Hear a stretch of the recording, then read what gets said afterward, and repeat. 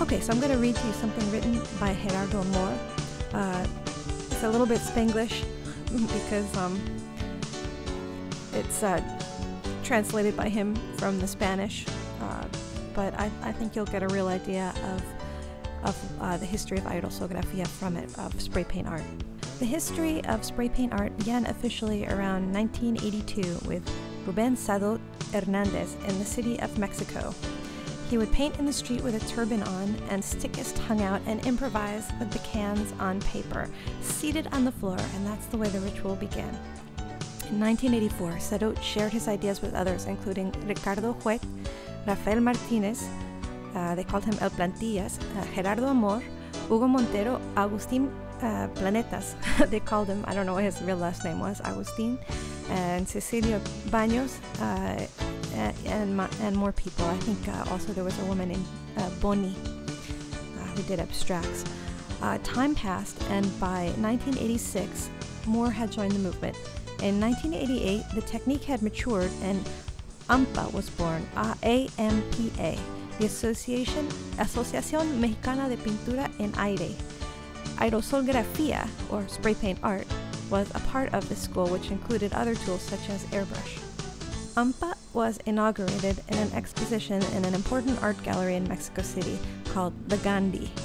They had the support of the famous artist Jose Luis Cuevas, who was well known internationally, and they had several art critics, including the famous Raquel Tibol.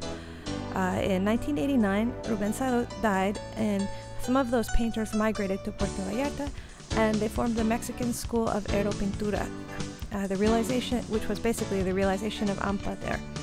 The school has planned to organize its members and founders.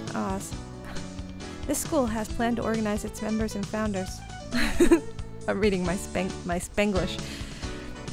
Okay, basically, when they went to Vallarta, they wanted to make some expositions and things like that, and they've been doing that ever since in Vallarta. And they wanted to show the new advances in expression with this technique, which opens worlds to us.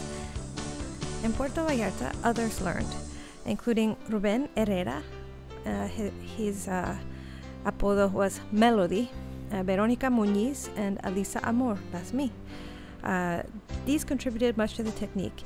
Many people also learned only to imitate and not to contribute, and I want to say the next generation, there's a very wonderful painter named Paloma Manriquez Coronado. You should check her out, and she may be contributing to our site soon. Okay, yeah, and a lot of people also learned, and they began to just imitate and copy us, and they tried to compete with us by doing copies of our paintings, and that really sucked. Okay, then from these people, other students are beginning to learn and contribute. And then there's you guys, who are the next generation. Okay, here we must make an important distinction to us who love aerosolografía between those spray painters who originate ideas and paint with their abilities, and those who only copy and don't contribute anything, and usually have less quality because they lack a real commitment to the medium, and they give the rest of us a bad reputation as non-artists. And that's what we want to change with this course. We want to show you that you can do just about anything with spray paint art, and you never have to stop creating. It does not end with planets and scenery. Aerosolografía has traditionally been a street art because of its magical, spiritual quality that reminds us of freedom and other worlds. But because of this willingness to share it with the public in the street, the ubiquity of imitators who care more about fast money than love of art. Some people think that the art of aerosolografía is not as, quote, serious as, say, oil painting, for example.